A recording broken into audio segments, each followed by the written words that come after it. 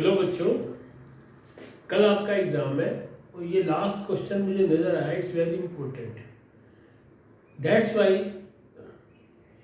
I will show it to you.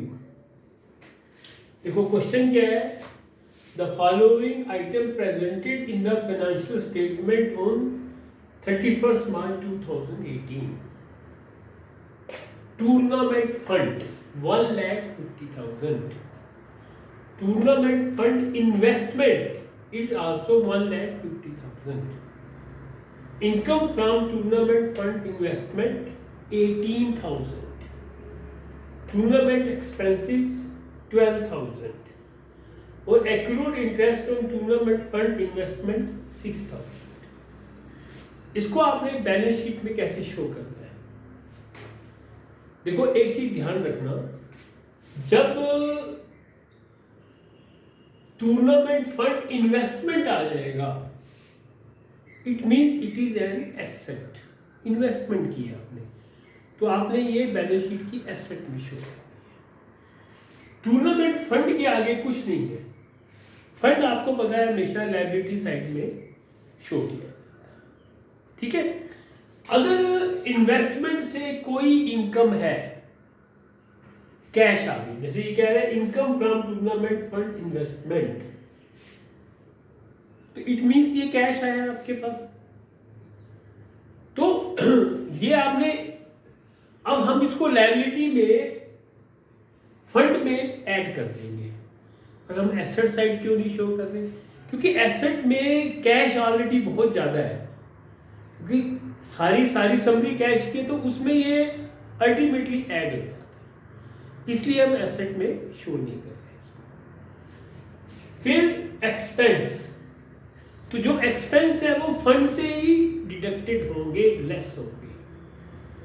फिर last में है accrued interest on tournament fund investment. Accrued means आपने earn तो कर लिया पर आपके पास अभी आया नहीं, ये हम एसेट में भी शो करेंगे और लायबिलिटी में भी शो, क्योंकि आया नहीं। अगर ये आ जाता तो हम सिर्फ लायबिलिटी में शो, फंड में कर देते, एसेट में क्यों नहीं शो कर रहे? कि एसेट में कैश की समरी है, बहुत है, तो वो उसमें ऑलरेडी ऐड हो गया। पर यहां एक्रूड है तो ये कैश नहीं आया, it is due.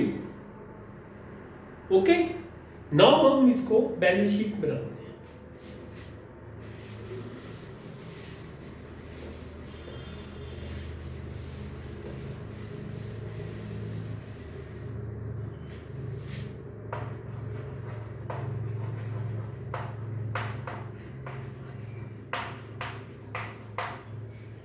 Balance sheet as eight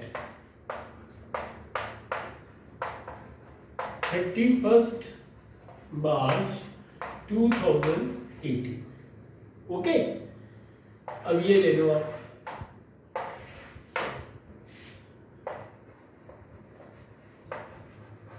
liabilities. पहली एंट्री क्या थी हमारी? Tournament fund.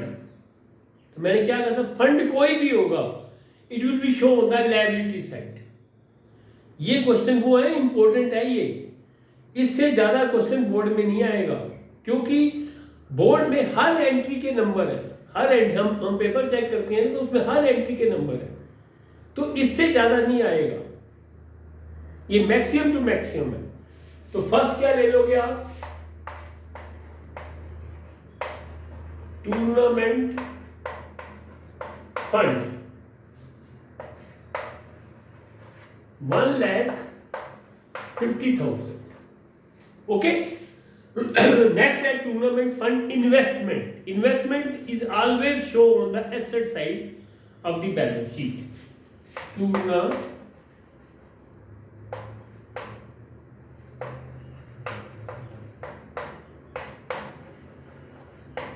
फंड इन्वेस्टमेंट 1,50,000, ठीक है। नेक्स्ट है इनकम फ्रॉम टूर्नामेंट फंड। अब इनकम का क्या करेंगे? Income means you have already received in the shape of cash. तो इसको एसेट में हम क्यों नहीं दिखाएंगे? क्योंकि एसेट में पूरे कैश की समरी आ जाती है, एक इंडिविजुअल हम नहीं शो कर सकते। तो इसको ऐड करेंगे, प्लस कर लो, टूर्नामेंट इनकम फ्रॉम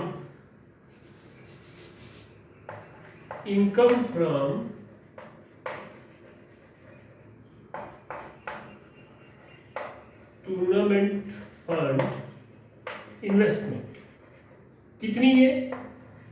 18,000। ठीक है। नेक्स्ट है एक्रूड इंटरेस्ट। एक्रूड इंटरेस्ट वो इंटरेस्ट है जो हमें हमारे पास अभी कैश की शेप में नहीं हुआ है, सिर्फ ड्यू हुआ है, वो बैंक का अकाउंट शो कर रहा है। तो प्लस करेंगे एक्रूड इंटरेस्ट, एक्रूड इंटरेस्ट 6,000। वो देखो क्वेश्चन के लास्ट में था। और फिर है लास्ट में टूर्नामेंट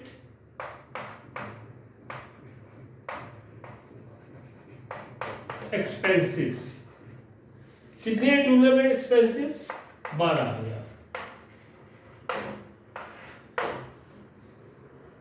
ये हो गया 1,62,000। ठीक है। अब इस एंट्री को आप एक बार दोबारा समझ लो। इन्वेस्टमेंट वर्ड आ गया, 1,50,000 always show the asset side. ये आपके हाफ मार्क्स आ गए। अगर ये लिखोगे, क्वेश्चन ठीक भी नहीं होता पूरा कंप्लीट, मान लो आपसे कहीं गलती हो जाती है, तो बोर्ड में हर एंट्री के मार्क्स है। इसके बाद एंट्री हाफ आ गए। फिर टूर्नामेंट फंड जहां भी आएगा वो आपका लायबिलिटी में होगा, हमेशा याद रखो। फिर income from tournament fund investment, it means you have already receive in the shape of cash. ठीक है। इसको फंड में हम ऐड कर देंगे, प्लस कर देंगे। एसेट में क्यों नहीं दिखाएंगे? क्यों नहीं दिखाएंगे? एक्रूड, क्योंकि ऑलरेडी हम इसे कैश में ले चुके हैं और बैलेंस शीट में कैश की इंडिविजुअल एंट्री नहीं आती, समरी आती है कि टोटल आपने कितना रिसीव किया। नेक्स्ट है एक्रूड इंटरेस्ट। इसको दोनों साइड शो करेंगे, एसेट में भी और लायबिलिटी में भी। क्यों शो करेंगे? It is due but not received.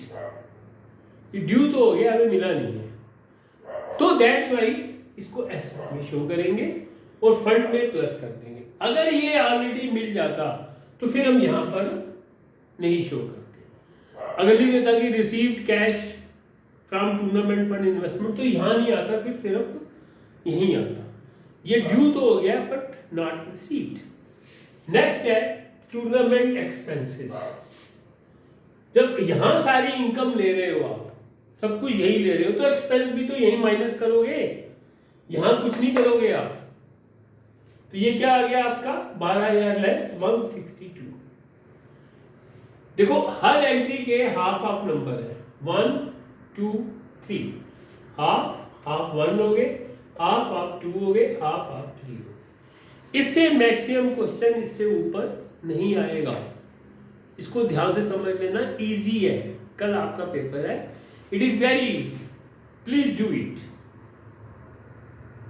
और आप सब्सक्राइब कीजिए, आप सब्सक्राइब नहीं कर रहे, और लाइक भी कीजिए। It's my humble request to you. Okay, that's all.